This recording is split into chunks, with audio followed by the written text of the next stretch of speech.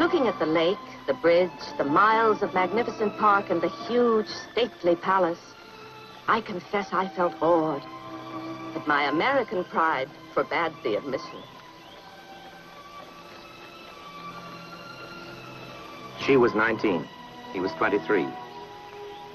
Within a year, he was to launch his brilliant career in Parliament.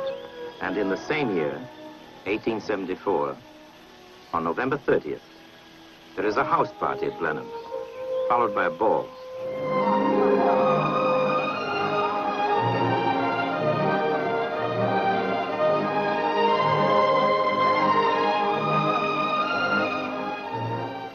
Suddenly, young Lady Randolph is rushed through the palace.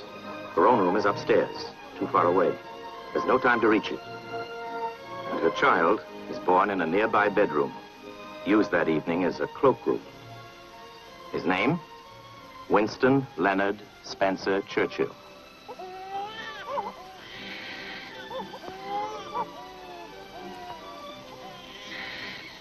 Ladies and gentlemen, I am now nearing the end of my journey. I hope I still have some services to render. The portrait is a remarkable example of modern art.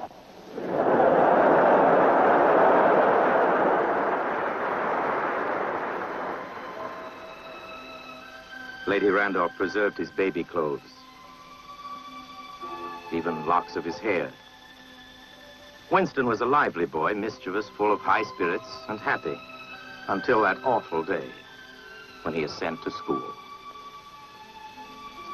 He finds it a terrible experience, and he is a terrible student.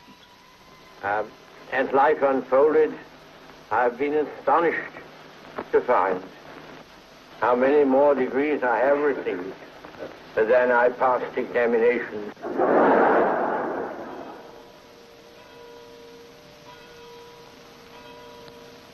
At 13, he's sent to Harrow. How he got in remains to this day a mystery. All through his school days, he is at the bottom of the class.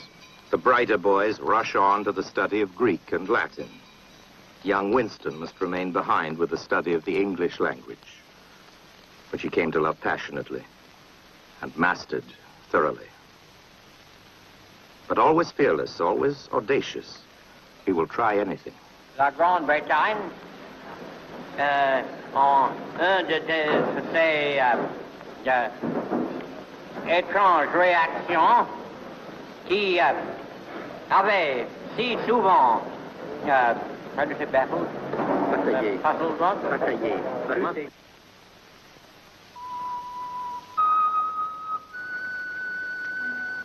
As a little boy in Blenheim, wandering through the vast palace, Winston discovers a love for books and the way they are written, a love of history and the makers of history.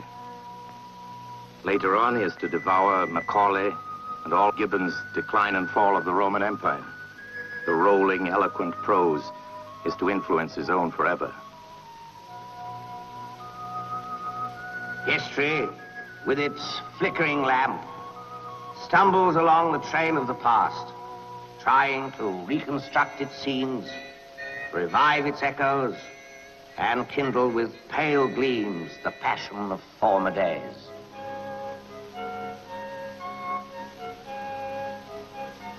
A sense of history is bred in his bones.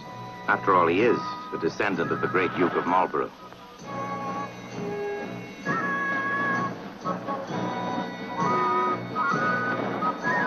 His ears ring with the thunder of the hero's guns, action, adventure, and great deeds. This is the life young Winston yearns for.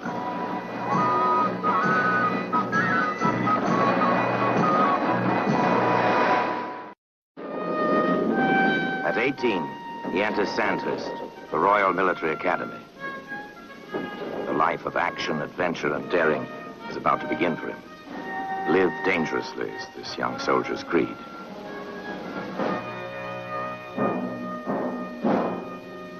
And at 20, he hears his first gunfire in Cuba, where a little war is on. Also, he's introduced to expensive Havana cigars. His taste, he declares, has always been inclined to the best of things. And the best is none too good.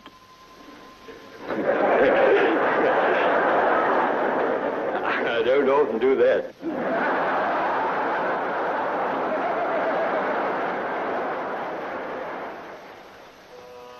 21 years old, he joins his regiment at Bangalore in India. Lived dangerously.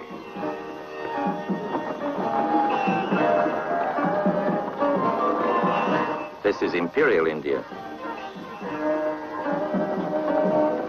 And here he learns polo, playing the game with all the dash and courage he is to bring to military skirmishes in the hills against local tribesmen.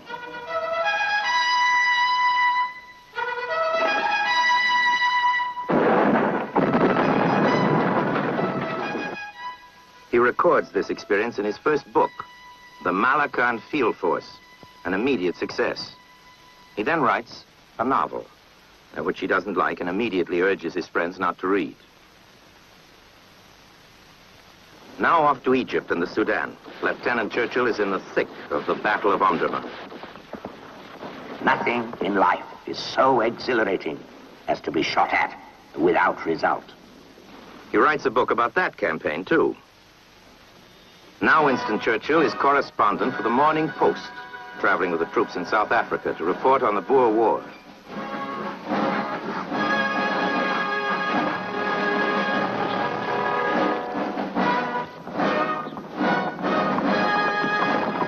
He is captured and makes a daring escape, but an insultingly modest reward is offered. Reaching safety, he finds himself a hero. Now, 25 years old, his destiny is to be fulfilled. He's elected a member of Parliament.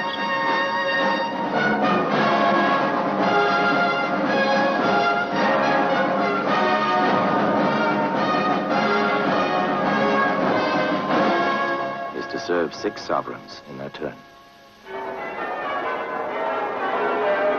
The scholar who did so badly at school is to become one of the great parliamentarians of all time. I am a child of the House of Commons. I was brought up in my father's house to believe in democracy. Trust the people. That was his message.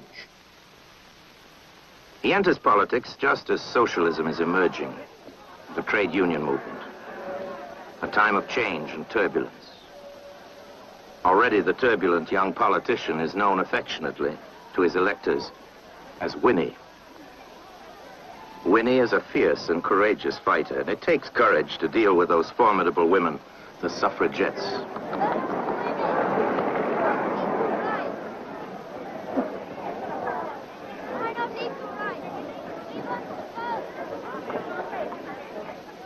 An outraged Churchill announces that he will not be henpecked into giving women the right to vote. 1908. He marries the beautiful Clementine Hosier. She is reported to have said that being married to him couldn't be easy, but I think it would be tremendously stimulating. Lady Churchill is able to say the same thing more than half a century later.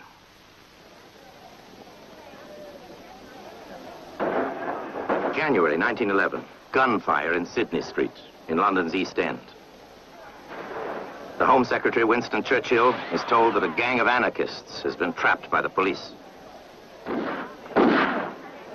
Always eager to be at the center of the storm, he rushes to Sydney Street, takes command, suggesting a frontal attack behind a sheet of metal, which would act as a shield.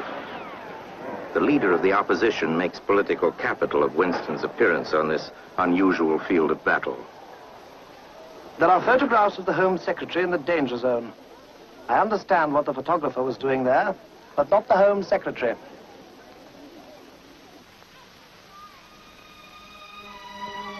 In the years to come, Sydney Street will twice hear the sound of battle.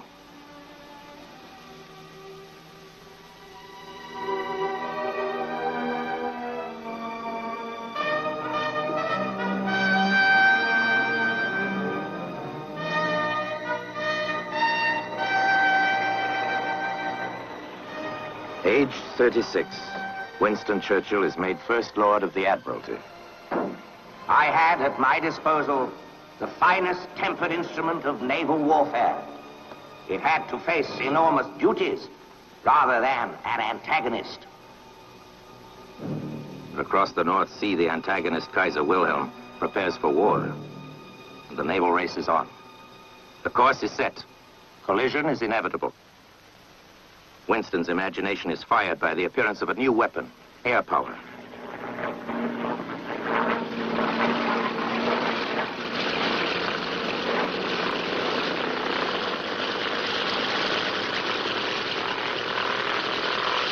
The Royal Flying Corps is established, and he promptly develops its naval wing, the Royal Naval Air Service.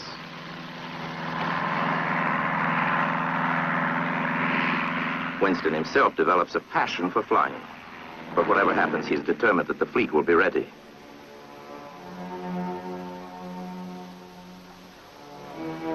The British Navy has been unchallenged for more than a century, but the new First Lord strengthens and modernizes it. Winston Churchill was born into a world which is about to disappear. Emperors and kings are to be swept away. But his concern is for the survival of one throne, England's. The roar of cannon foundries reaches a crescendo.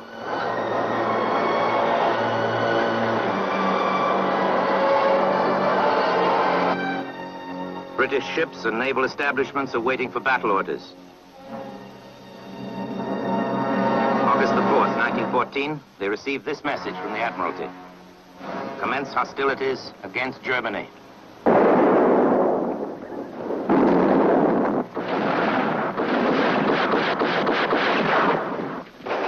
The First World War begins.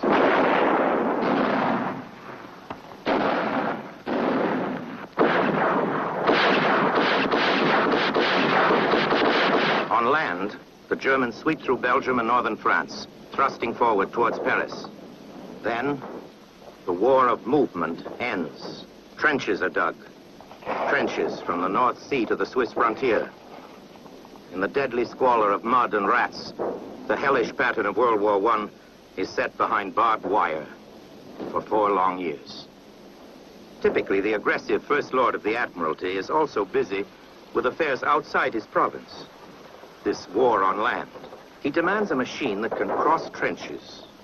And soon, embryo land battleships make their appearance. The actual conflict had to be more like one ruffian bashing the other on the snout with a club, a hammer, or something better. Something better. The first crude tank is born. The German army pushes forward to the North Sea. Belgian troops retreat and take refuge in Antwerp. Surrender of the port appears imminent, but the British Navy is there. Armored cars and armored London buses operated by Marines. Another Churchillian idea. He himself arrives in Antwerp to rally the defenders. Allied troops fight on against impossible odds. 5 days later, the city falls. But the delay has saved other channel ports for the Allies, and their supply lines to the front are kept open.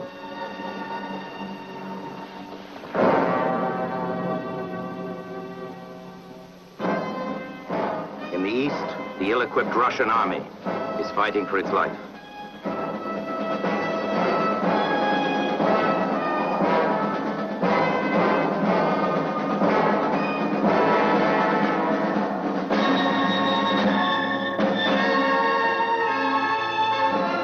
In January 1915, the Tsar and the Imperial High Command send an urgent appeal to the French and British. Attack Turkey, Germany's ally. Open a new front. Shell the Turkish forces along the Dardanelles, says Churchill. Sail to Constantinople, and in one mighty thrust, force a route through to the Black Sea and relieve the exhausted Russians. There are heavy naval losses, and the authorities back home grow timid. But Churchill is adamant. Take Constantinople. Take it by ships if you can. Take it by soldiers if you must. Take it, whichever plan commends itself. But take it, and take it while time remains. At last, the Allied troop convoys arrive. But there has been delay. The Turkish garrisons are strengthened. The soldiers land and move forward into a whirlwind of death. Winston Churchill calls for more men, for more ships. He's refused them. A supreme enterprise was cast away. The light of victory was shining clearly before us, yet we could not get the strength, the power, and the driving force to follow it. The Dardanelles campaign is a disaster. At home, public opinion is outraged and Churchill is blamed. 40 years old, he says, "I am finished." The First Lord of the Admiralty is dismissed. Always at the center of history, he's thrust aside, banished. His career in ruins, he prepares to go to France as a soldier.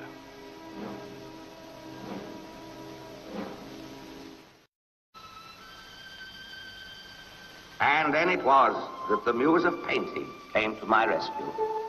Out of charity and out of chivalry, because after all she had nothing to do with me, and said, "Are these toys any good to you? They amuse some people." As a major at the front, he paints one of his first pictures, a cruel image of modern war.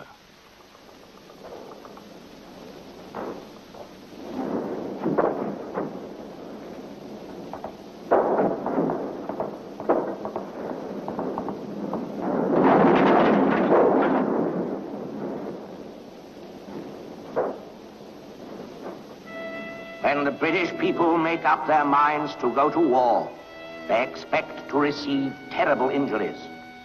That is why we try to remain at peace for as long as possible. The utility of war, even to the victor, may in most cases be an illusion. But war itself is not an illusion. The war drags on during the summer and autumn of 1916. Stalemate on the Western Front. Tens of thousands die to gain a few yards of wasteland.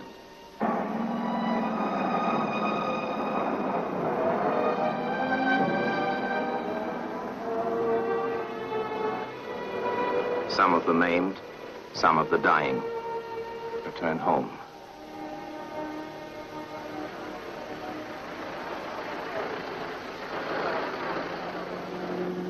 A wavering and indecisive record sweeps the old government out of office. Lloyd George takes over. To be Minister of Munitions, a man of decision and vigor is needed. Winston Churchill is summoned back to the government. We kept on doing our best. We kept on improving. We were told that we would run short of this or that, until the only thing we ran short of was Germans.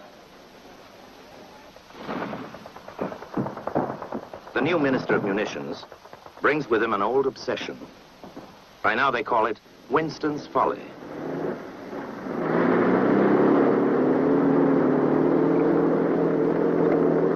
Since the first days of the war, he had been hounding the engineers to perfect this machine, and at last it appears the German General Ludendorff is to credit the tank for the defeat of his armies. He complains that they completely unnerved and caused panic amongst his troops. Autumn 1917, American troops arrived to join the Allies.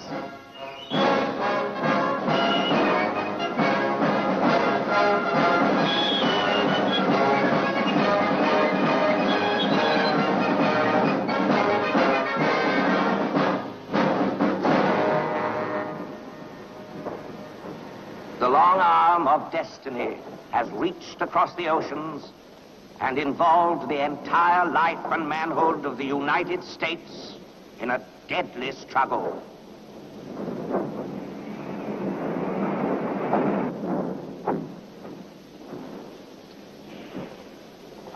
The British Commander Haig, together with General Pershing, American Commander-in-Chief, acknowledges Supreme Commander, the French Marshal Foch. At last, there was a unified command to bring the Great War to a victorious end.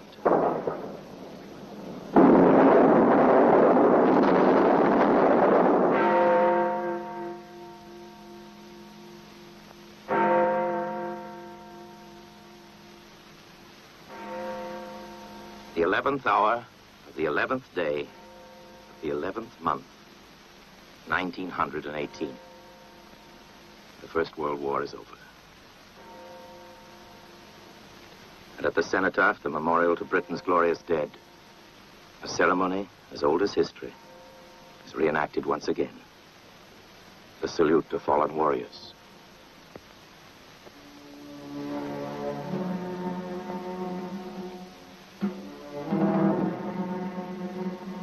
King George and his 4 sons pay homage, along with Churchill and other members of the cabinet.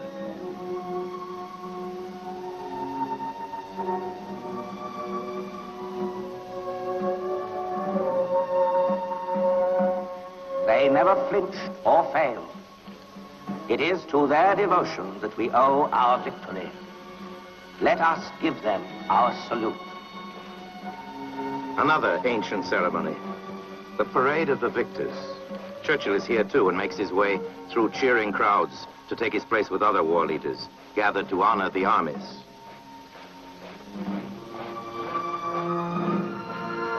British and Commonwealth troops, French and Italian, the Americans, soldiers from all nations who took part in the war to end all wars, all are present, including the Japanese.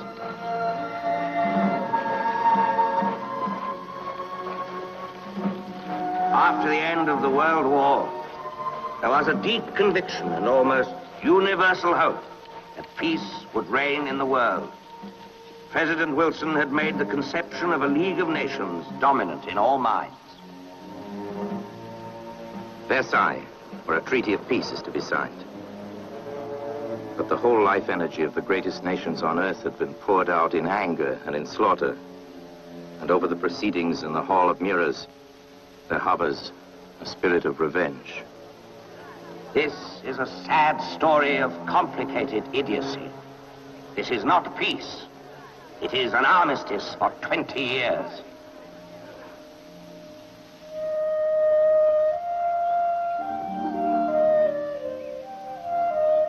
Chartwell, a true place of peace, where the warrior statesman comes to live soon after. Chartwell, a refuge, a retreat, a place to work. He paints and coins a new painter's vocabulary. He calls this his bottlescape. But he paints other things too. In fact, he paints everything in sight.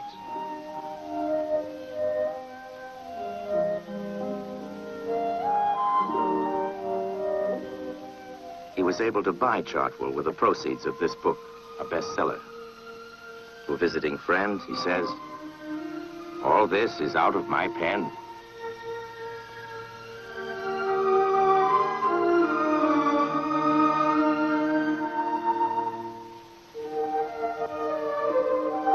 And here in Chartwell, he lives a tranquil life.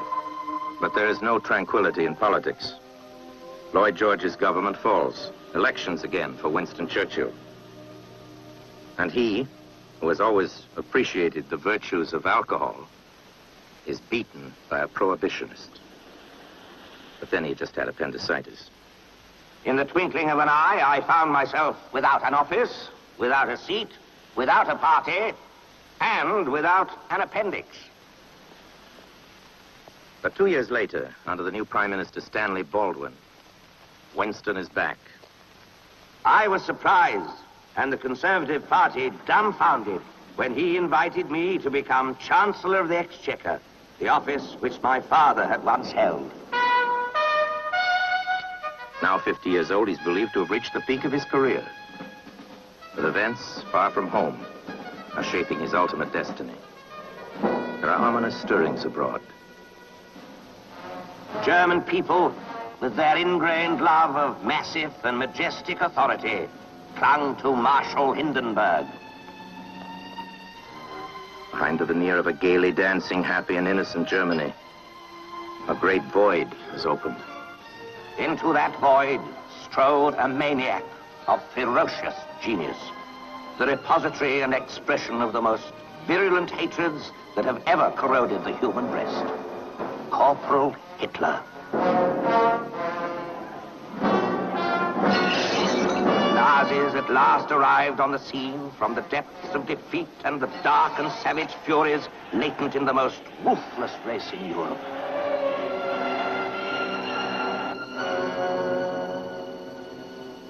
With the Great Depression comes a new government to Britain, from which the dynamic, the courageous, the meddlesome Winston Churchill is excluded.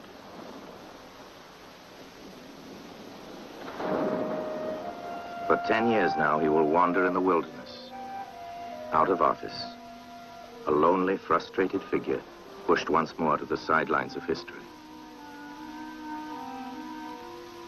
I lived mainly at Chartwell, with my happy family around me.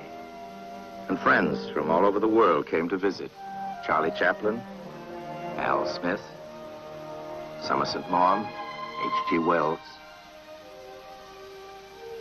I built with my own hands a large part of 2 cottages and extensive garden walls.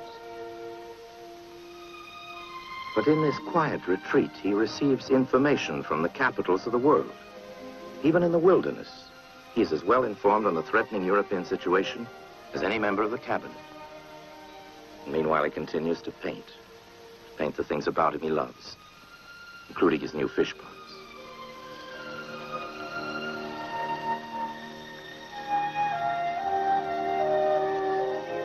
I made all kinds of rockeries, waterworks, and a large swimming pool.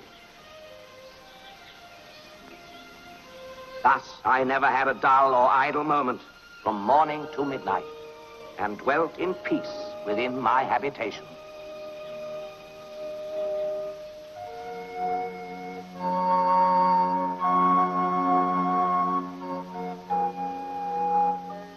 And while the scene darkens in Europe and war clouds gather once again, he stands here and writes a monumental history of his ancestor and hero, the first Duke of Marlborough. Writing a long and substantial book is like having a friend and companion at your side to whom you can always turn for comfort and amusement, and whose society becomes more attractive as a new field of interest is lighted in the mind. Churchill has need of comfort. At the far side of the world, the banked-up fires of war are flaring up again.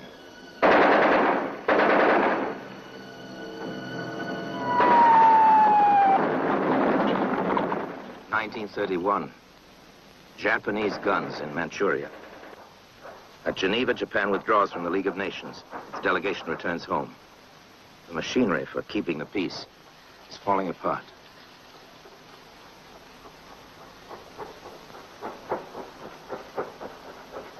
And to a stunned world, the first results of the new German policy are made clear. Albert Einstein, exiled, though the whole universe is his homeland. Without such freedom, there would have been no Shakespeare, no Goethe, no Newton, no Faraday, no Pasteur, and no Lister.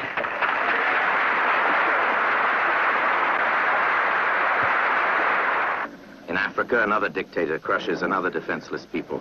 Mussolini's troops overrun Ethiopia. Haile Selassie appeals for help to the League of Nations, without result. And Churchill says, unless we take warning in time, we may someday be the victims. We must build up defense forces of every kind. But there are few who listen. England and France are in the grip of appeasement. Downing Street is on good terms with France's leading appeaser, Pierre Laval.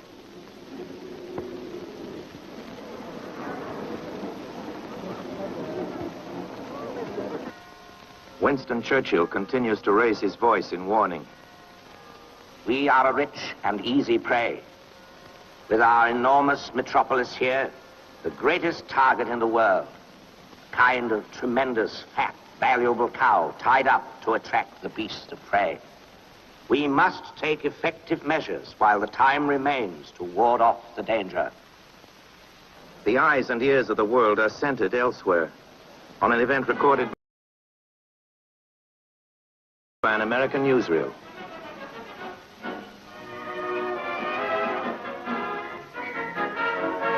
King King Edward VIII, the world's most famous bachelor, has often been a best man, but never a bridegroom. Today, the American press is filled with rumors of royal romance, of the possibility of King Edward marrying Mrs. Wallace Simpson, the former Baltimore belle. Yesterday, as a girl, she lived in Maryland in this quiet and humble Baltimore home. Tomorrow, she may dwell in Buckingham Palace. King Edward's romance holds the attention of the world, and in London, the drama of empire unfolds. Crowds like this surround Buckingham Palace to prove to the king that all the world loves a lover. Except perhaps Prime Minister Baldwin, the leader of the government's fight against the marriage. But with Winston Churchill rallying the friends of the king, the government faces opposition. The king makes his decision. He renounces his throne for the woman he loves.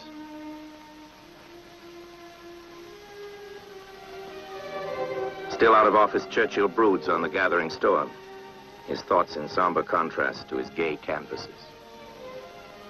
I meditated constantly upon the European situation and the rearming of Germany.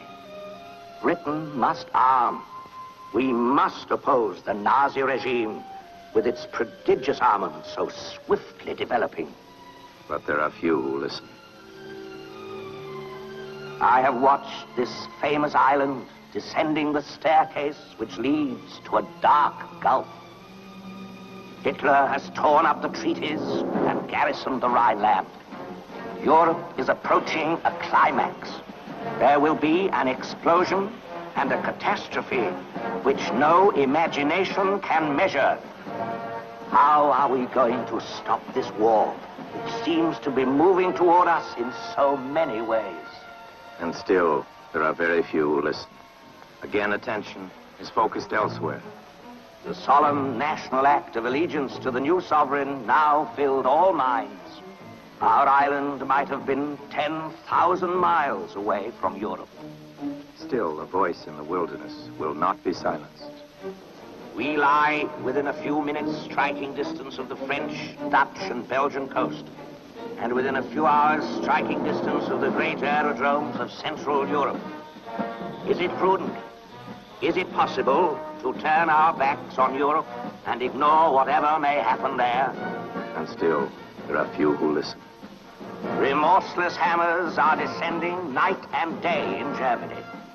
And the most warlike and in many ways the most efficient people in Europe are becoming welded into a tremendous fighting machine. Germany fears no one. Germany is ready.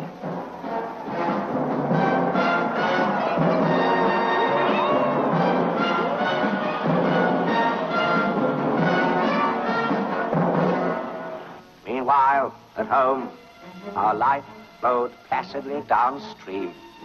Poor England, leading her free, careless life from day to day, wandering along a path which led to all she wanted to avoid.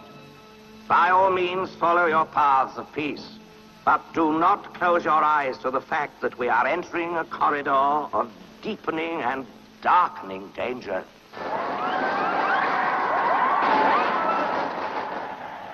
Fireworks in Berlin to celebrate Anschluss, Hitler's takeover of Austria. Germany is led by a handful of triumphant desperados.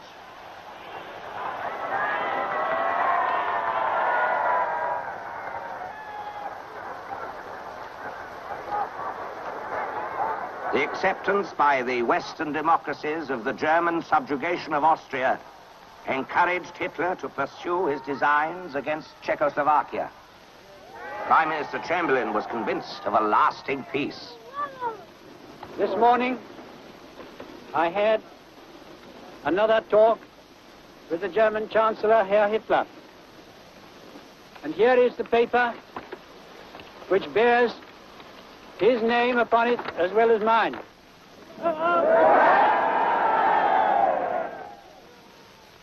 We regard the agreement signed last night and the Anglo-German naval agreement as symbolic of the desire of our two peoples never to go to war with one another again. Peace in our time. But Czechoslovakia recedes into the darkness of the German Reich. Our loyal, brave people should know the truth. They should know that we have sustained a defeat without a war. Next comes Poland on Hitler's list. Here at last, the Chamberlain government stands firm. If Hitler invades Poland, Britain and France will come to a defense and declare war on Germany. Now is the end of submission. Here is decision at last, taken at the worst possible moment.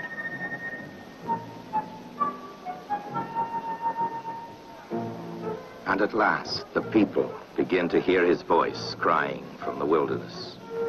No longer lulled by Downing Street reassurances, the loyal, brave people quietly prepare for the worst.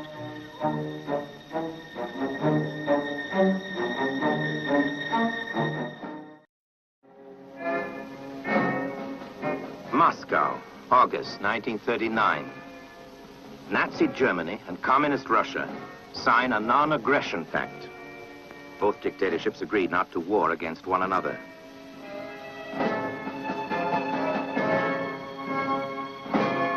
Now, secure in the east, Hitler is free to attack. The sinister news of the pact breaks upon the world like an explosion. Whatever emotions the British government may have experienced, fear was not among them. Nothing could now delay or divert the conflict.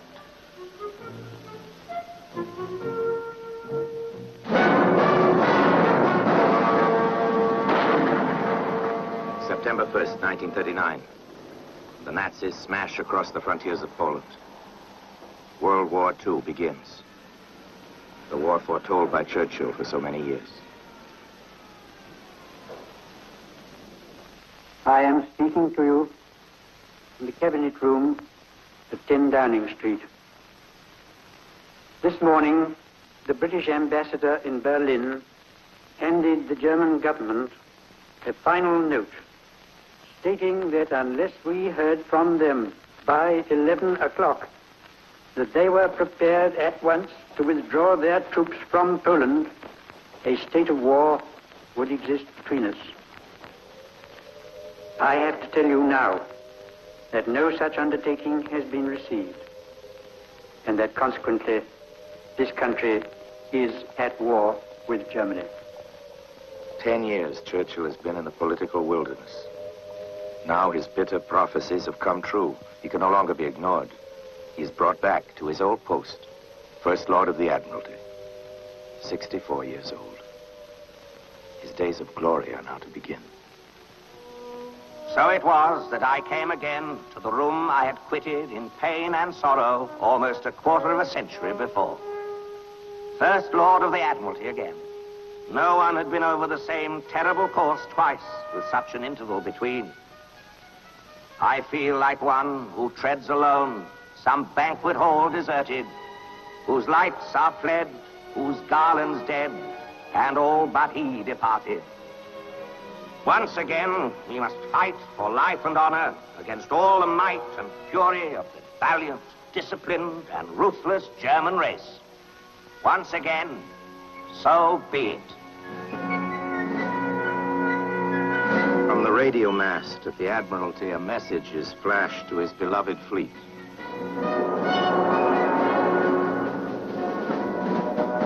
Winston is back. Winston is back. Winston is back.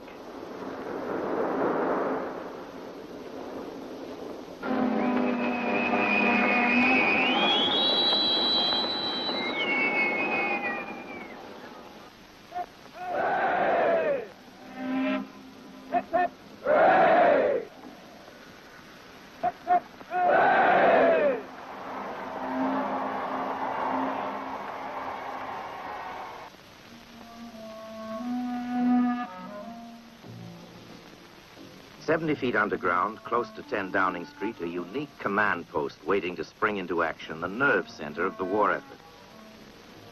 The armed forces, the government, all are represented here, including the king, his dispatch box.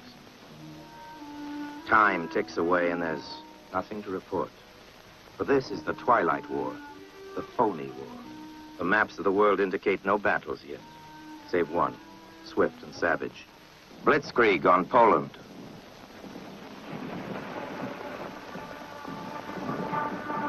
The resistance of Warsaw, largely arising from the surge of its citizens, was magnificent and forlorn. After many days of bombardment, the Warsaw radio ceased to play the national anthem. Thus, in 1 month, all was over, and a nation of 35 millions fell into the merciless grip of those who sought not only conquest, but enslavement and, indeed, extinction.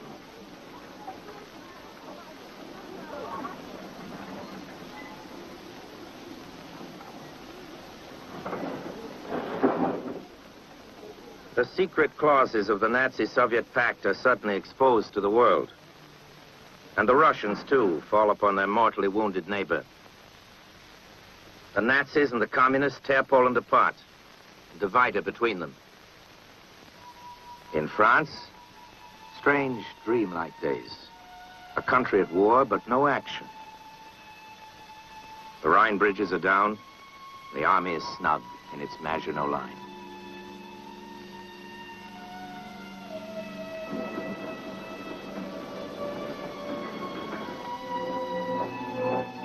The British expeditionary forces have arrived, but still no action.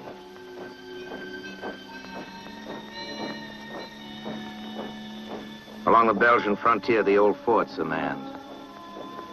And the Royal Air Force flies, but only on missions of psychological warfare, dropping propaganda leaflets upon the silent enemy.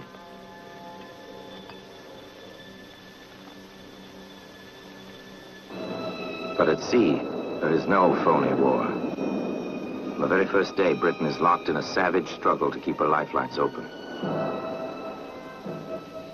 Dominating all our power to carry on the war, or even keep ourselves alive, lay our mastery of the ocean routes and the free approach and entry to our ports. How much would the U-boat warfare reduce our imports and shipping? Would it ever reach the point where our life would be destroyed? The German pocket battleship, the Graf Spee, is hunted down by the Royal Navy and blows herself up off South America. The brilliant sea fight, which Admiral Harwood conceived, takes its place in our naval annals, and I may add that in a dark, cold winter, it warmed the cockles of the British heart.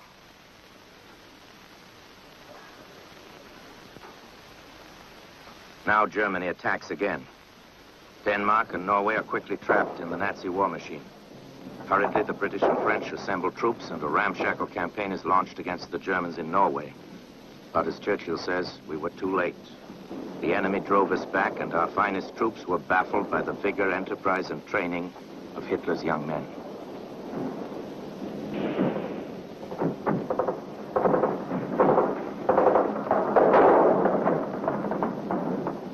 The disastrous news from Norway sweeps like a tidal wave upon the people at home. Too little, too late.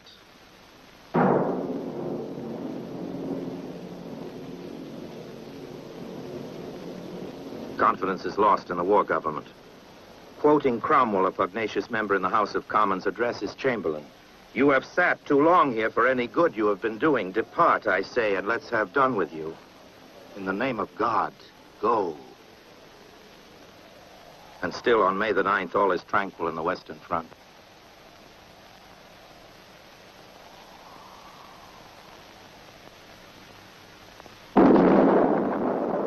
Morning of the 10th of May dawned.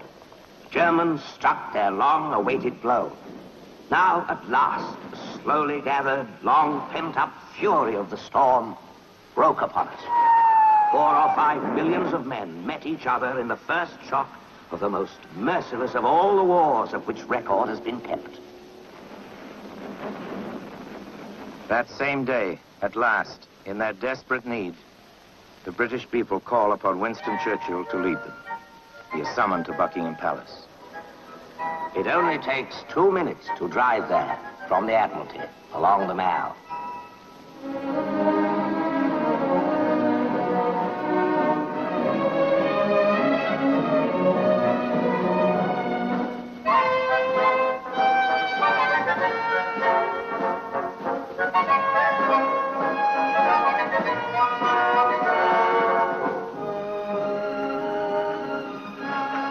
I was conscious of a profound sense of relief. I felt as if I were walking with destiny, and that all my past life had been but a preparation for this hour and for this trial.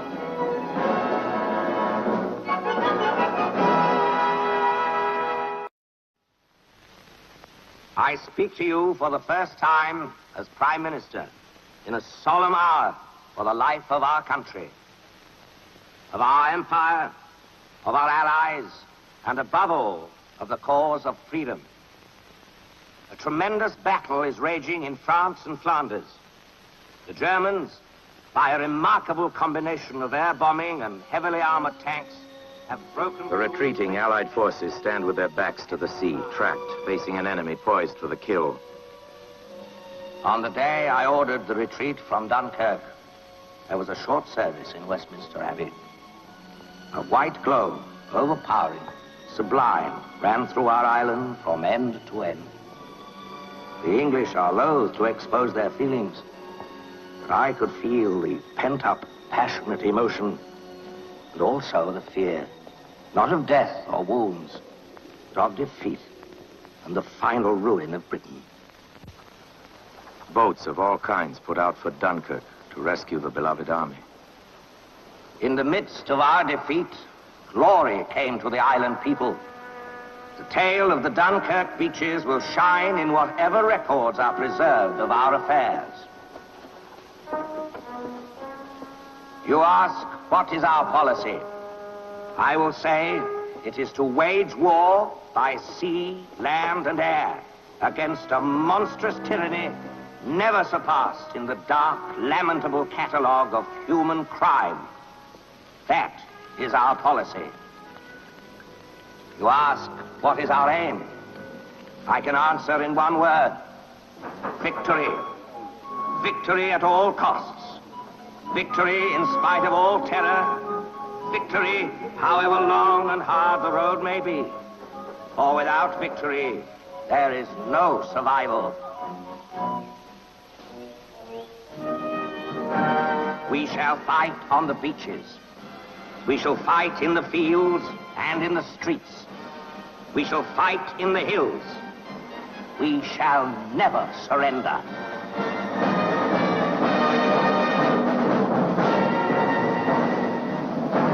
Now Italy attacks France.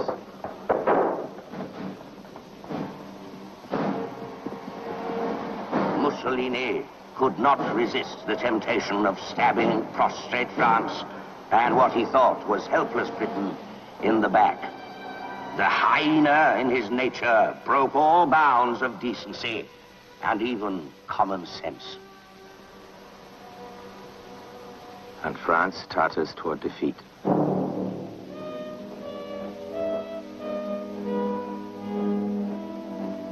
The news from France is very bad, and I grieve for the gallant French people who have fallen into this terrible misfortune. Nothing will alter our feelings toward them, or our faith that the genius of France will rise again. And I proclaim my faith that some of us will once again rejoice in her greatness and in her glory, and once again stand forward as the champion of the freedom and rights of man.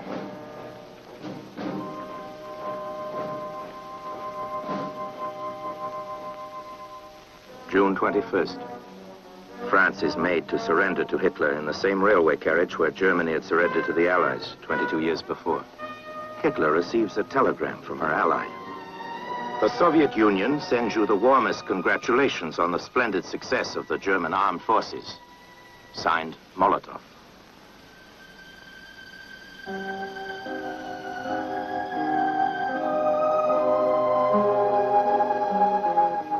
Français, c'est moi, Churchill, qui vous parle.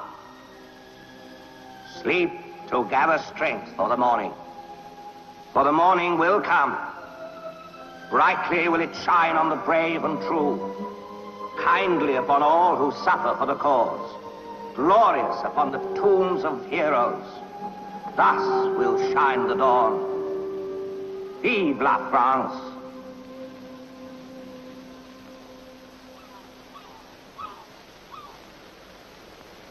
The Battle of France is over. The Battle of Britain is about to begin. Upon this battle depends the survival of Christian civilization. Upon it depends our own British life and the long continuity of our institutions and our empire. The whole fury and might of the enemy must very soon be turned on us. Hitler knows that he will have to break us in this island or lose the war. If we can stand up to him, all Europe may be free, and the life of the world may move forward into broad, sunlit uplands. But if we fail, then the whole world, including the United States, including all that we have known and cared for, will sink into the abyss of a new dark age, made more sinister and perhaps more protracted by the lights of perverted science. Let us, therefore, brace ourselves to our duties, and so bear ourselves that if the British Empire and its Commonwealth last for 1,000 years, men will still say, this was their finest hour.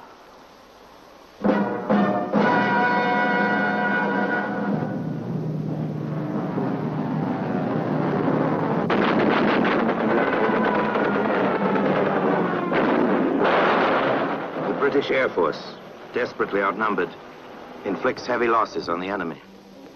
40 or 50 squadrons of British fighter aircraft in the Battle of Britain broke the teeth of the German air fleet at odds of 7 or 8 to 1. Never in the field of human conflict was so much owed by so many to so few.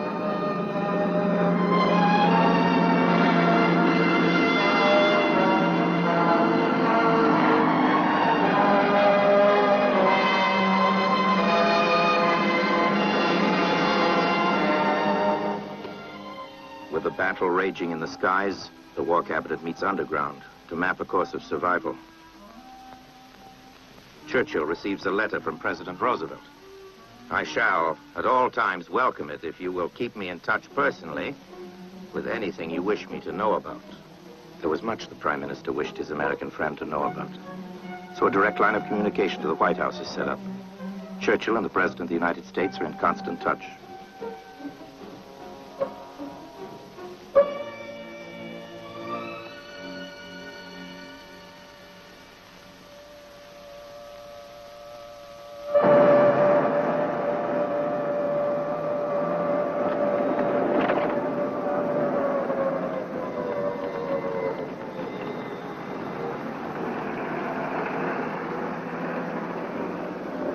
These cruel, wanton, indiscriminate bombings of London are, of course, a part of Hitler's invasion plans. He hopes, by killing large numbers of civilians, men, women, and children, that he will terrorize and cow the people of this mighty imperial city and make them a burden and anxiety to the government.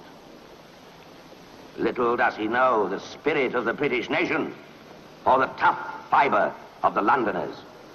This wicked man, the repository and embodiment of many forms of soul-destroying hatred, this monstrous product of former wrongs and shame, has now resolved to try to break our famous island race by a process of indiscriminate slaughter and destruction. What he has done is to kindle a fire in British hearts which will glow long after all traces of the conflagration he has caused in London have been removed.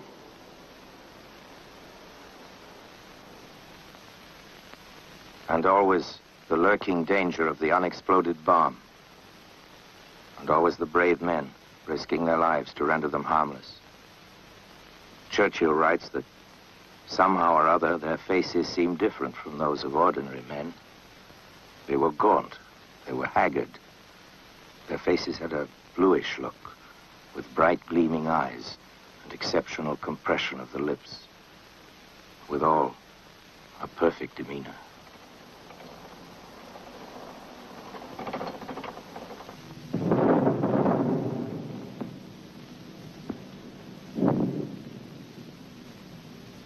The fury of the enemy rages overhead. Fierce nightly bombings force a reluctant and grumbling Prime Minister to sleep and work underground.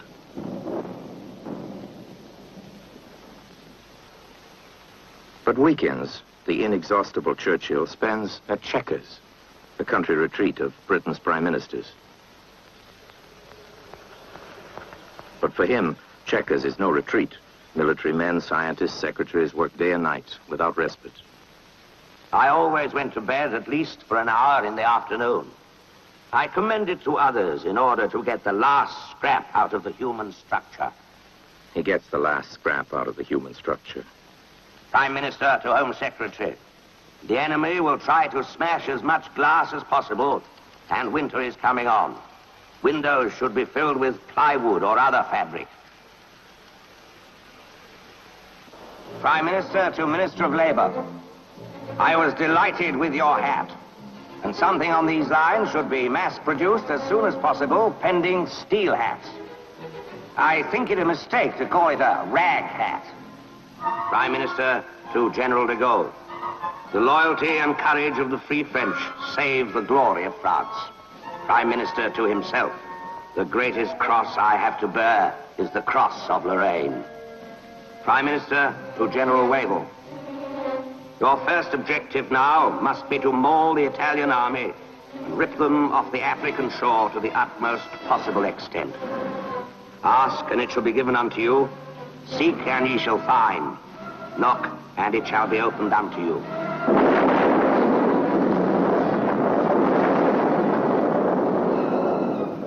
Prime Minister to Minister of Food, I hope the term communal feeding centers is not going to be adopted. It is an odious expression, suggestive of communism and the workhouse. I suggest you call them British restaurants. Everybody associates the word restaurant with a good meal, and they may as well have the name, even if they cannot get anything else. Weekend over and back to London, he continues to hurl questions. Prime Minister to Chancellor of the Exchequer, how much gold have we actually got left in this island? Don't be alarmed. I'm not going to ask you for any.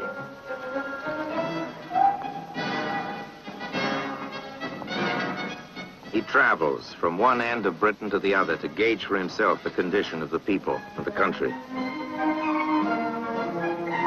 Nothing is overlooked.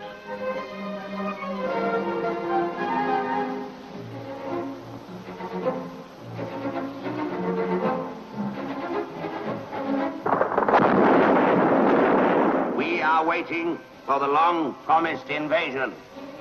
So are the fishes. There may be raids by parachute troops and attempted descents by airborne soldiers. We ought to be able to give these gentry a warm reception. We await undismayed the impending assault. Perhaps it will come tonight.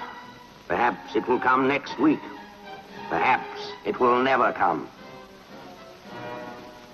We seek to beat the life and soul out of Hitler and Hitlerism. That alone. That all the time. That to the end.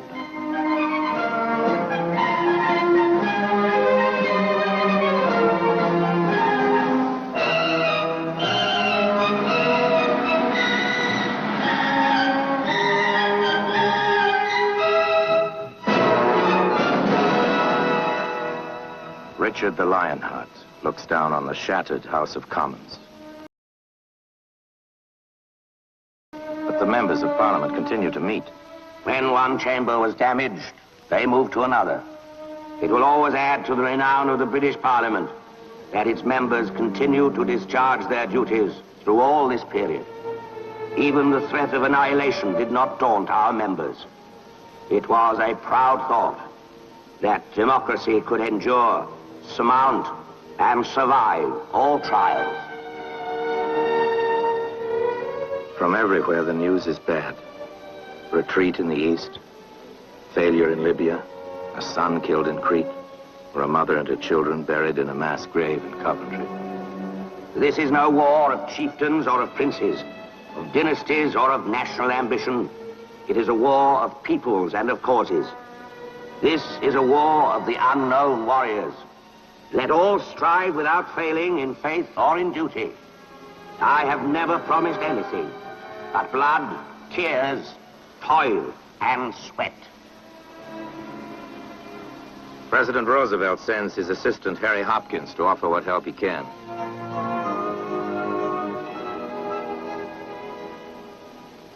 The Lend-Lease Bill must be regarded without question as the most unsordid act in the whole of recorded history. With Britain's life hanging in the balance, President Roosevelt sends a note to the Prime Minister. In it, he wrote out a verse in his own handwriting from Longfellow, which he said applies to you people as it does to us. Here is the verse. Sail on, O ship of state. Sail on, O Union, strong and great. Humanity with all its fears, with all the hopes of future years, is hanging breathless on thy fate. Here is the answer which I shall give to President Roosevelt.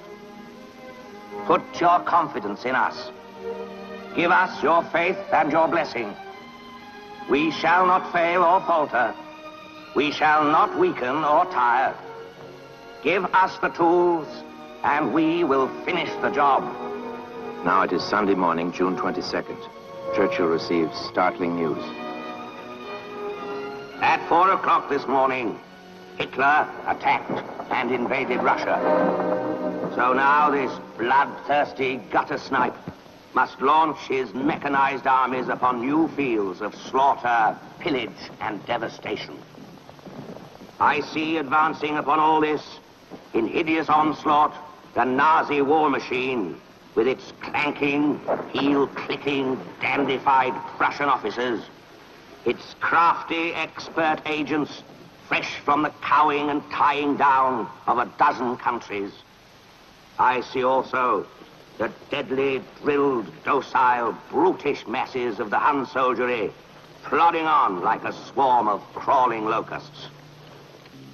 I see the German bombers and fighters in the sky, still smarting from many a British whipping, but delighted to find what they believe is an easier and safer prey. We are resolved to destroy Hitler and every vestige of the Nazi regime. From this, nothing will turn us. Nothing. We shall fight him by land. We shall fight him by sea. We shall fight him in the air until, with God's help, we have rid the earth of his shadow. In July 1941, Churchill sails for a meeting. A secret meeting of great importance. He's aboard Britain's newest battleship, traveling at high speed, making zigzags and wide diversions to avoid German U-boats.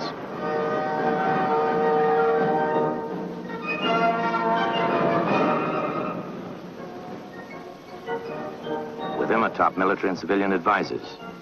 His old friend Lord Beaverbrook, now Minister for Aircraft Production.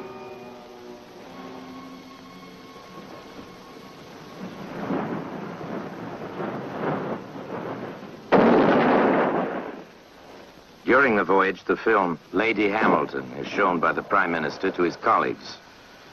Churchill, seeing it for the 4th time, is still deeply moved.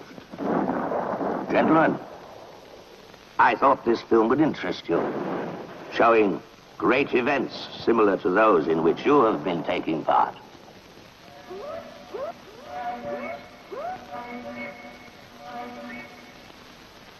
August the 9th, to His Majesty the King. With humble duty, I have arrived safely, and I am visiting the President this morning.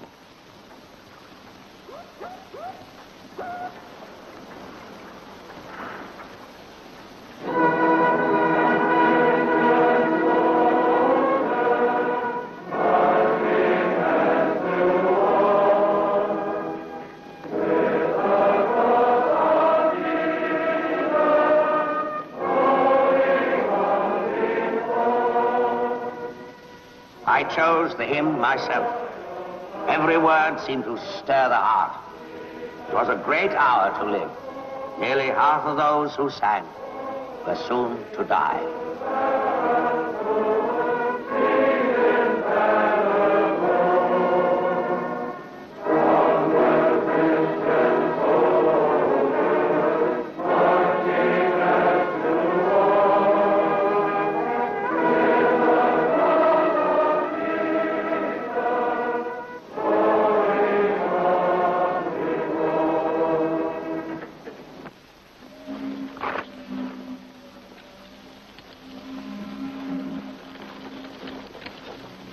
In that quiet bay of Newfoundland, there is drawn up a reaffirmation of faith, the Atlantic Charter.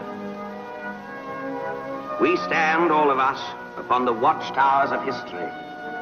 We are fighting to save the whole world from the pestilence of Nazi tyranny and in defense of all that is most sacred to man. It is a war to establish and revive the stature of man.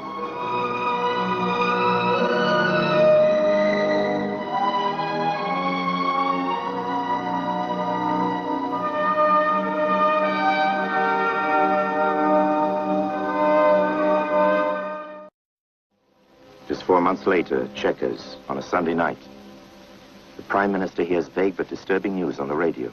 Immediately puts in a call to Washington. In 2 or 3 minutes, Mr. Roosevelt came through. Mr. President, what's this I hear about Japan? It's quite true, he replied. We're all in the same boat now. Yesterday, December 7th, 1941, a date which will live in infamy. The United States of America was suddenly and deliberately attacked by naval and air forces of the Empire of Japan.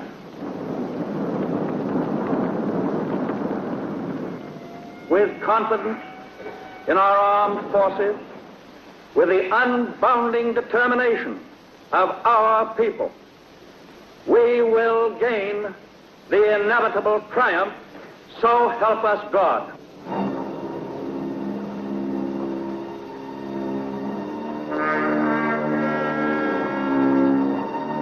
The United States was in the war up to the neck and to the death. I knew that it was easier to infuriate the Americans than to cow them.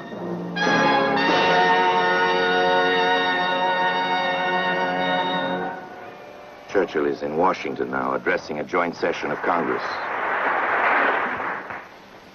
The fact that my American forebears have for so many generations played their part in the life of the United States, and that here I am, an Englishman, welcomed in your midst, makes this experience one of the most moving and thrilling in my life, which is already long and has not been entirely uneventful.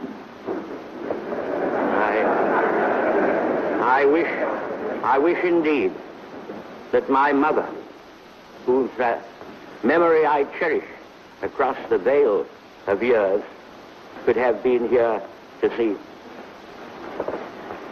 By the way, I cannot help reflecting that if my father had been American and my mother British, instead of the other way around, I might have got here on my own.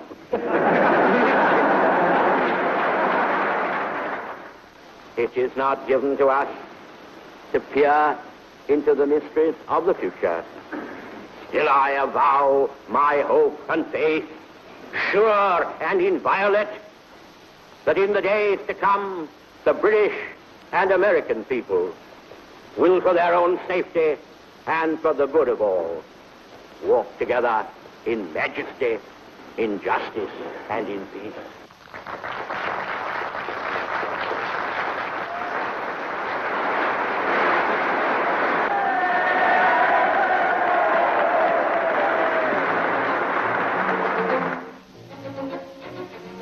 The combined American and British chiefs of staff worked together, planning the strategy of war.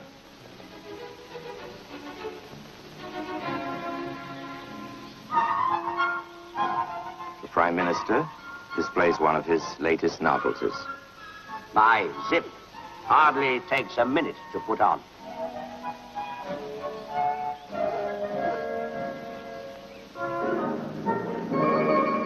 For part of the homeward flight, one of the first of all flying enthusiasts takes over the controls. He's flying into a storm of criticism. The campaign in North Africa is going badly. Tobruk has fallen.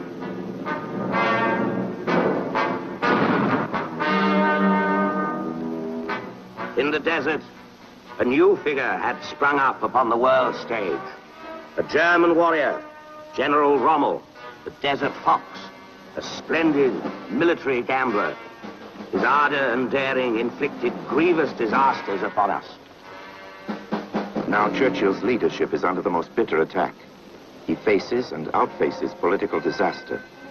He tells the House of Commons that it's because things have gone badly, and worse is to come, that he demands a vote of confidence. I ask no favors. I am your servant, and you have the right to dismiss me if you please. Will he once again be cast aside? Britain and the world wait and wonder. The old warrior, he's 67 now, receives an overwhelming vote of confidence. His leadership again secured, Churchill flies to Egypt to judge the situation for himself.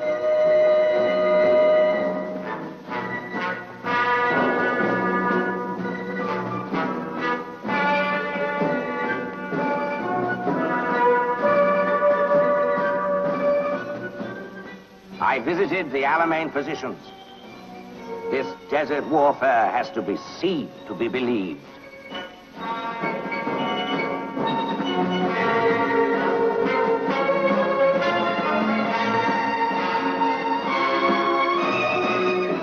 I became the man on the spot. Instead of sitting at home and waiting for the news from the front, I could send it myself. This was exhilarating. Luncheon was provided in a wire-netted cube, full of flies and important military personages. This turned out to be a gay occasion in the midst of care. Real oasis in a very large desert. He flies on to Moscow, a mission to what he calls this sullen, sinister Bolshevik state I once tried to strangle at its birth. And he's bringing bad news to Britain's ally. It was, he says, like carrying a large lump of ice to the North Pole.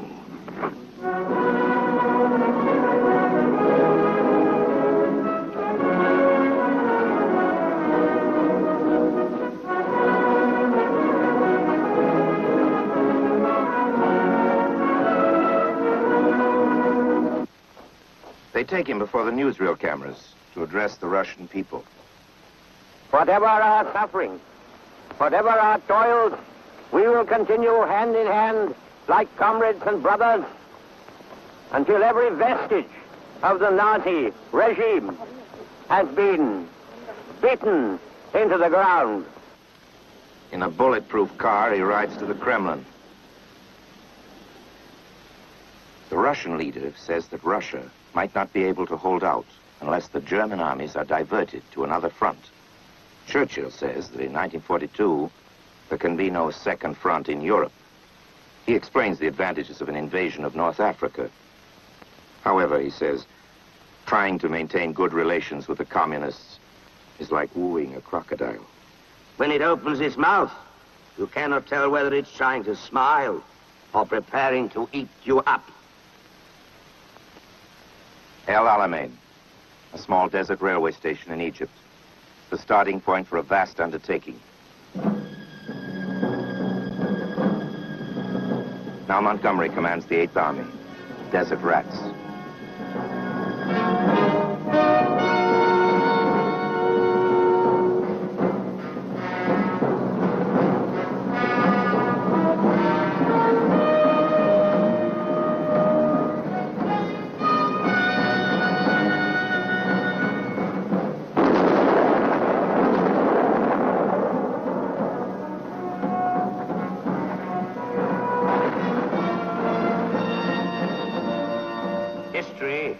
explained Tobruk. The Eighth Army has done better. It has avenged it at Alamein.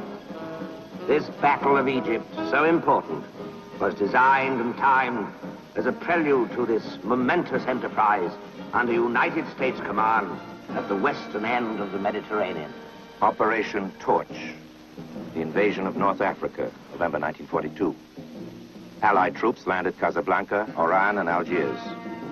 German forces under Rommel are caught between the Eighth Army moving from the east and the invasion forces from the west.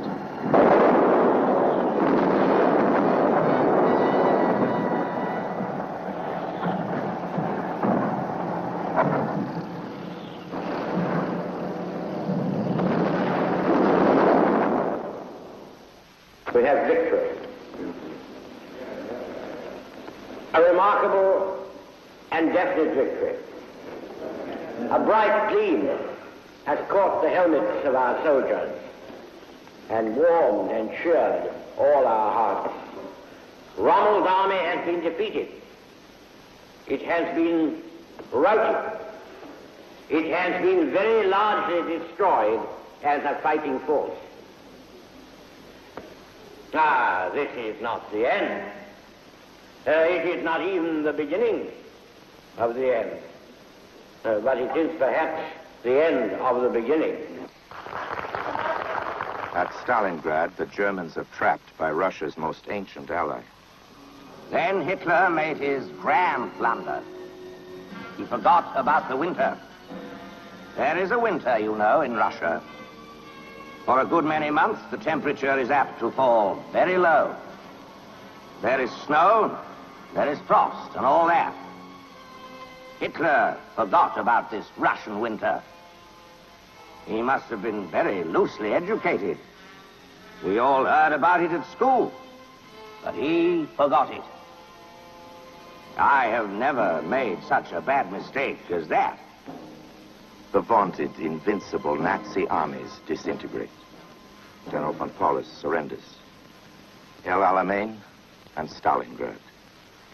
The hinge of fate. In January 1943, the Prime Minister is in Casablanca to meet the American president.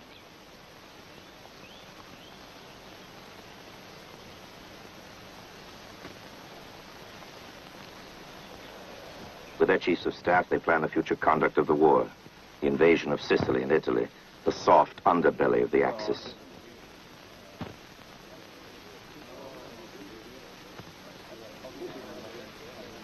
Roosevelt prepares to go back to the United States. But Churchill said to him, "You cannot come all this way to North Africa without seeing Marrakesh, the Paris of the Sahara, with fortune tellers, snake charmers, masses of food and drink, and on the whole, the largest and most elaborately organized brothels in the African continent. All these institutions were of long and ancient repute. The president enjoyed a wonderful sunset on the snows of the Atlas.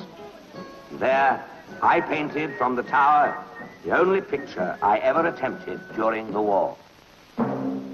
Sicily, 1943. The Allies launch the greatest amphibious operation so far attempted in history.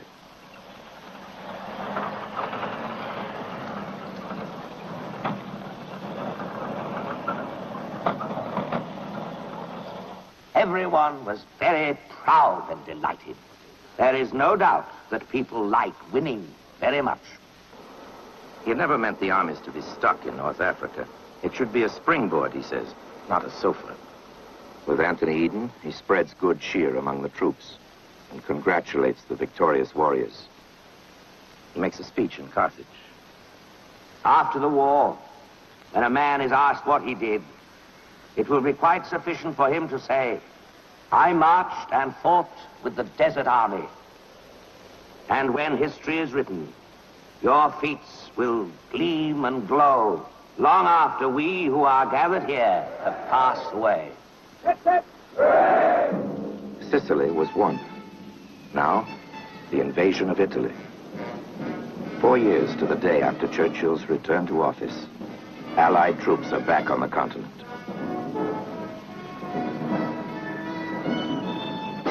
Naples is liberated. Mussolini is in prison. The unrelenting hunter is close on Hitler's tracks.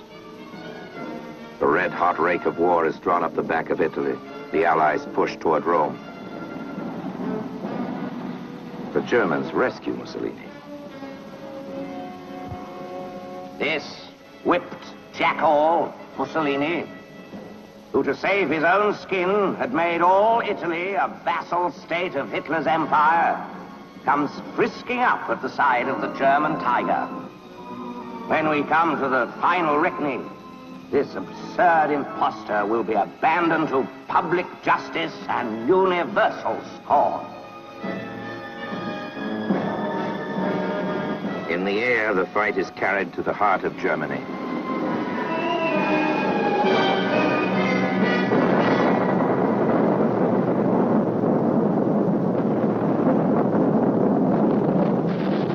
We will have no truce or parley with you or the grisly gang who work your wicked will.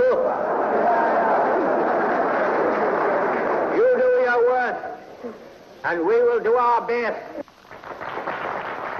November the 30th, 1943, he celebrates his birthday in Tehran, the first summit meeting.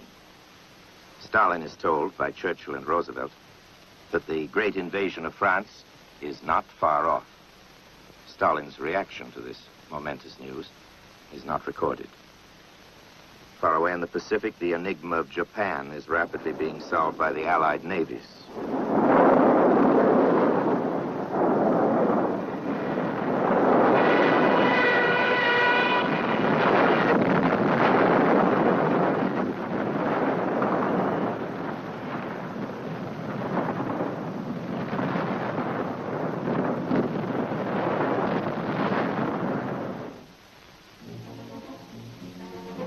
Churchill is back in England as busy as ever. Directives are pouring out from the Prime Minister's office. No detail is overlooked. Prime Minister to Minister of Food. Try to cut out petty annoyances, whether in the hotels, the little shops, or the lives of ordinary people. The great work of rationing in this country, which has given so much confidence and absence of class feeling, should not be prejudiced by little trumpery regulations. Prime Minister to Colonial Secretary. The establishment of the apes on Gibraltar should be 24. Every effort should be made to reach this number as soon as possible and maintain it thereafter. Prime Minister to Home Secretary. What is the truth of the tales I hear about the plan for leading captured generals to visit some of our education centers? I should be opposed to any of this nonsense. The Atlantic Wall, the most formidable bulwark in the history of warfare. Behind these massive coastal fortifications are 500,000 German soldiers under Field Marshal Rommel, the Desert Fox, unhappy in his new role as defender.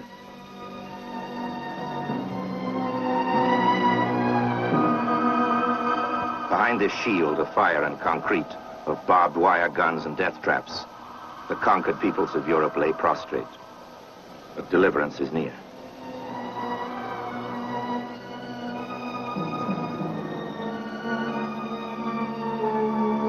Prime Minister to Chief of Combined Operations. Mulberry harbors must float up and down with the tide. The anchor problem must be mastered. Don't argue the matter. The difficulties will argue for themselves.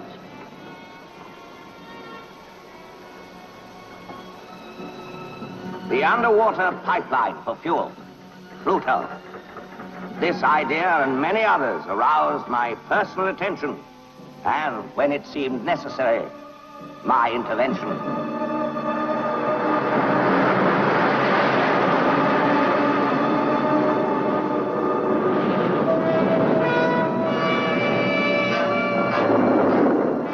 Weird and wonderful devices, instruments with which to attack and pierce the Atlantic Wall.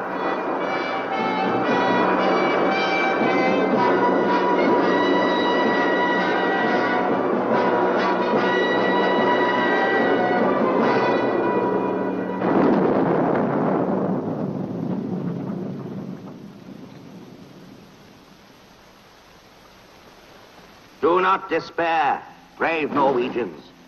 Your land will be cleansed. Be sure of yourselves, Czechs. Your independence will be restored. Poles, the heroism of your people standing up to cruel oppressors shall not be forgotten. Lift up your heads, gallant Frenchmen, tough, stout-hearted Dutch, Belgians, Luxembourgers, tormented, mishandled, shamefully cast away people of Yugoslavia, glorious Greece, yield not an inch. Mighty forces are arming on your behalf. Have faith, have hope. Deliverance is sure. The invasion of France is a few days off.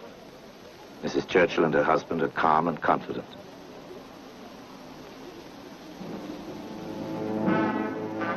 The hour of our greatest effort and action is approaching.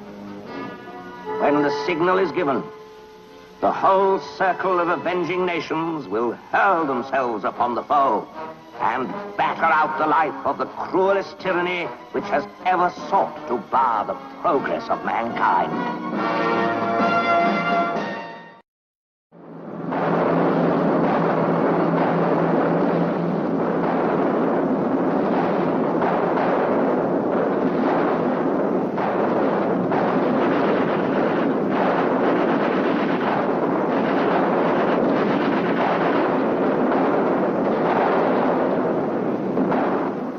D-Day, June the 6th. The Atlantic Wall is breached.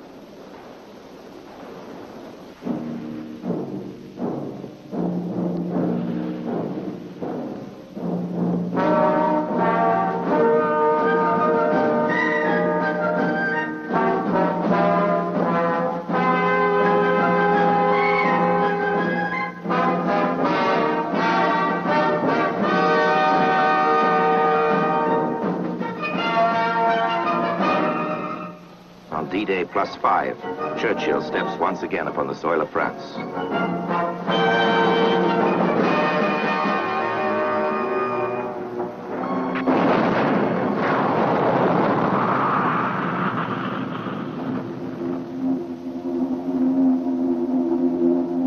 Hitler, in desperation, now launches against London his secret weapon, the flying bomb, the Doodlebug, the Buzz bomb, the V1. Peculiar noise as it flies. Then, sudden silence. A few seconds to death.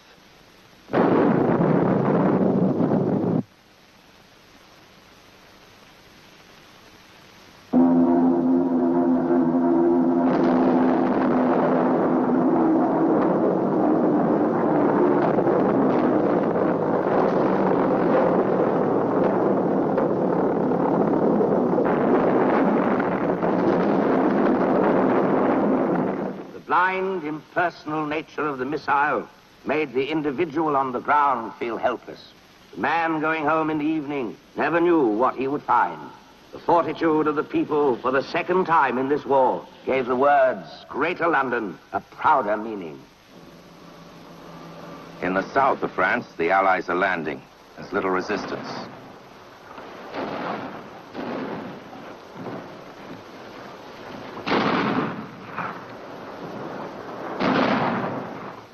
But in the north, in Normandy, the battle is bloody and fierce.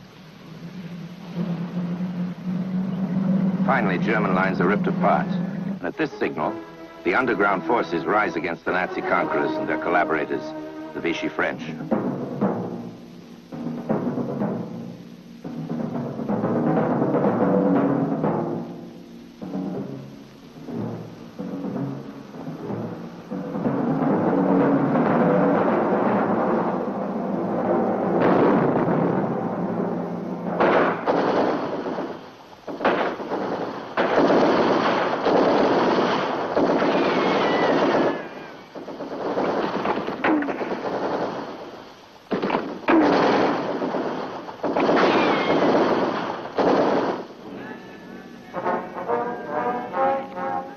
Churchill had always wanted Paris to be liberated by the French army rather than by Americans or British. 4 years earlier, he had said, When that day dawns, as dawn it will, the soul of France will turn with comprehension and with kindness to those Frenchmen and Frenchwomen, wherever they may be, who in the darkest hour did not despair of the Republic.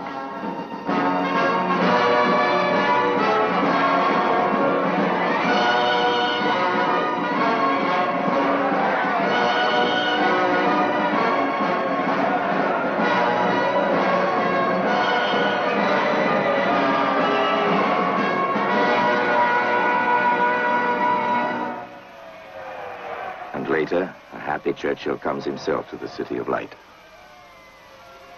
I always had a feeling of unity with the people of Paris and this immortal city. Now, most of France is free, but there are other battles to win. Other battles to win. And a freezing winter to face. In Athens, the birthplace of democracy, Churchill spends the last Christmas of the war.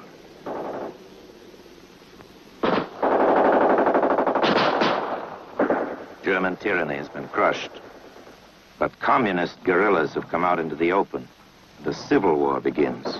Russian imperialism and the communist creed have become a mortal danger. I took direct control. I ordered British troops to intervene and fire upon the treacherous aggressors.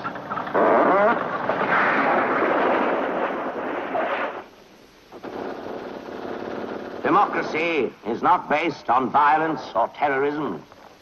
Democracy is no harlot to be picked up in the street by a man with a Tommy gun. Democracy is based on reason, fair play, and freedom, on respecting the rights of other people. He pins his hopes for a quick settlement on Archbishop Damaskinos, and in a few weeks there's a new government to lead the Greek people. The Big Three meet again at Yalta. President Roosevelt can only stay 5 or 6 days. With plans for the United Nations at stake, Churchill is disturbed. I don't see any way of realizing our hopes of world organization in 5 or 6 days. Even the Almighty took 7. His anxiety increases. And he's aware, too, that Roosevelt is ill. His face had a transparency, an air of purification. I felt that he had a slender contact with life. The Allies chased the German army across the Siegfried Line. A few days later, Churchill is with the troops.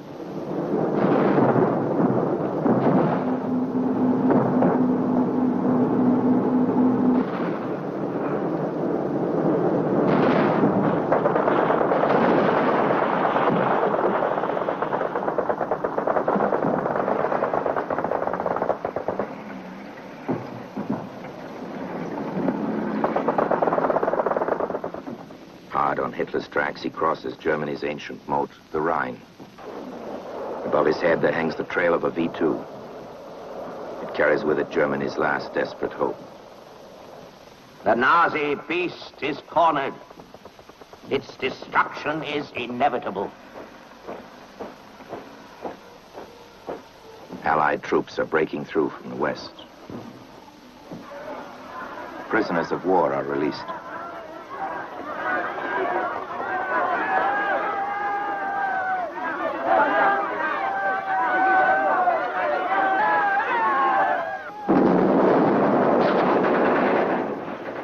Agreement among the Allies, the Russians take Berlin. They gained the strategic and political advantage of being in the heart of Europe. This struck a nail in my heart. And now, with the surrender of Germany so close, there comes tragic news on the little radio at Chequers. No longer would he hear that familiar voice. This duty we owe, not to ourselves alone, but to the many dead who died to gain our freedom for us, to make the world a place where freedom can live and grow into the ages. He was the greatest American friend that Britain ever found. and the foremost champion of freedom and justice who has ever stretched strong hands across the ocean.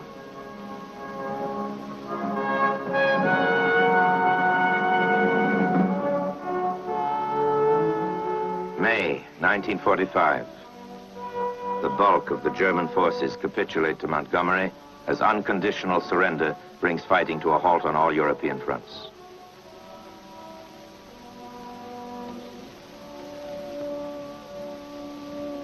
But freedom comes too late. The collectors of gold from teeth, the makers of lampshades from human skin, brazenly they pretend that nothing has happened. The exterminators who had nothing to do with it. The generals who had nothing to do with it. The German army once again proved the truth of the saying, the Hun is always either at your throat or at your feet. The mighty warriors await their squalid ends.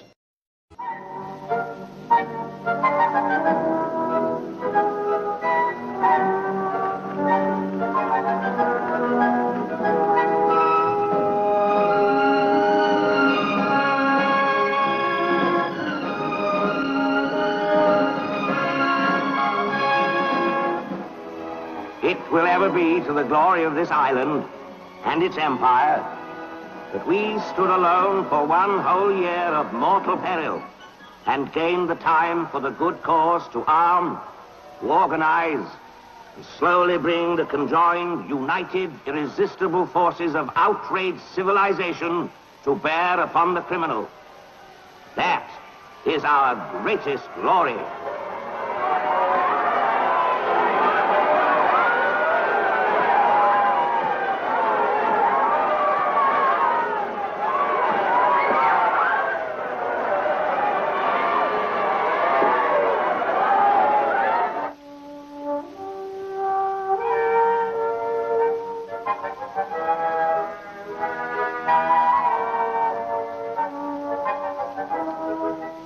I have never accepted what many people have kindly said, namely, that I inspired the nation.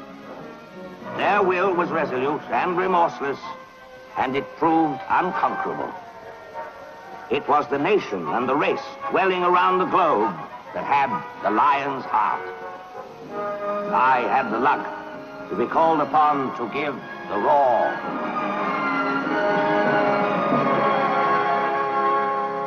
After the surrender of Germany, the foundations of British national unity upon which the wartime government had stood so firmly collapsed. Churchill is caught in the turmoil of a general election. Concerned with the fate of the post-war world, he is called for a meeting of the heads of state. And for the conference at Potsdam, there steps ashore in Europe an ex-soldier of the First World War, Harry Truman.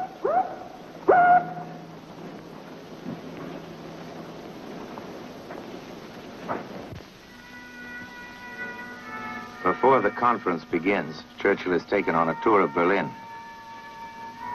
We entered the Chancellery and walked through its shattered galleries and halls. We saw the bunker in which Hitler and his mistress had committed suicide, and the place where his body had been burned. I had tracked the Nazi beast to his lair.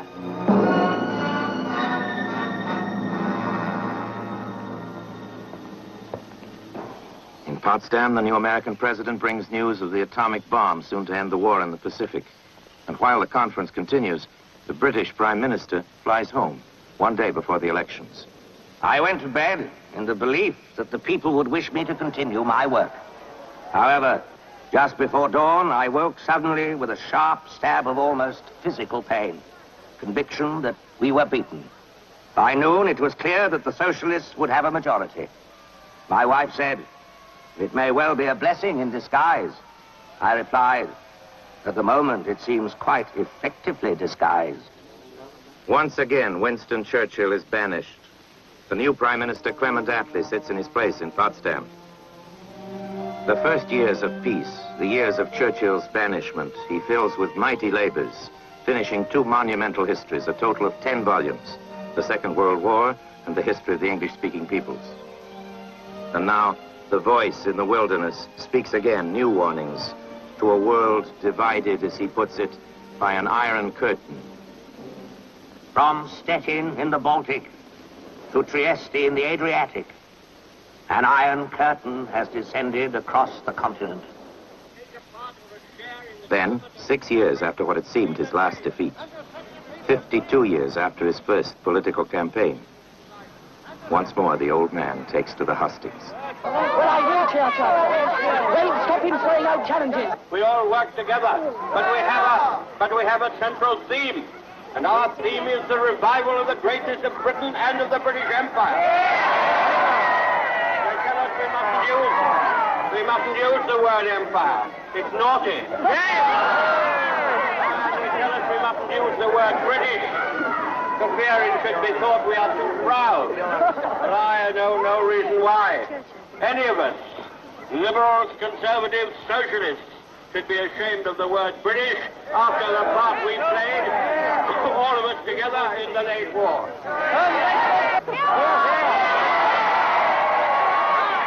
Once again, Winston Churchill is Prime Minister of England, aged 76. From his sovereign, he receives the highest honor in the land, the Order of the Garter. Now he is Sir Winston. The first Sir Winston had been the father of his childhood hero, the Duke of Marlborough.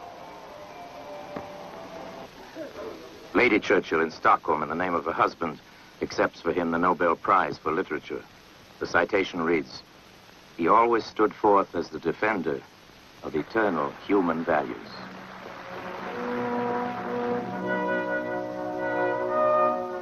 (1955), 80 years old. He says farewell to his queen.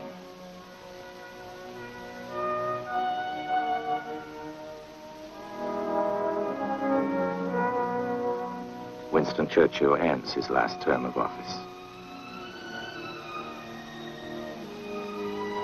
He is the first man to be made an honorary citizen of the United States. President Kennedy paid tribute.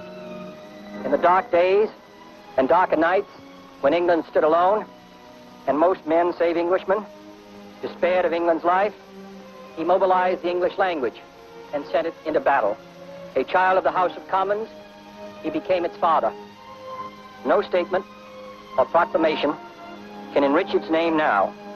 The name Sir Winston Churchill is already legend. Winston Churchill, friend and leader. Winston Churchill, father and husband. Winston Churchill, writer, master of history and biography, his works printed in every language known throughout the world. Winston Churchill, painter. I must say I like bright colors. When I get to heaven, I mean to spend a considerable portion of my first 1,000,000 years in painting. So, get to the bottom of the subject. Then I shall require a still gayer palette than I get here below. There will be a whole range of wonderful new colors which will delight the celestial eye. Winston Churchill, inheritor of history, recorder of history, maker of history. What is the use of living if it be not to make this world a better place for those who will live in it after we are gone?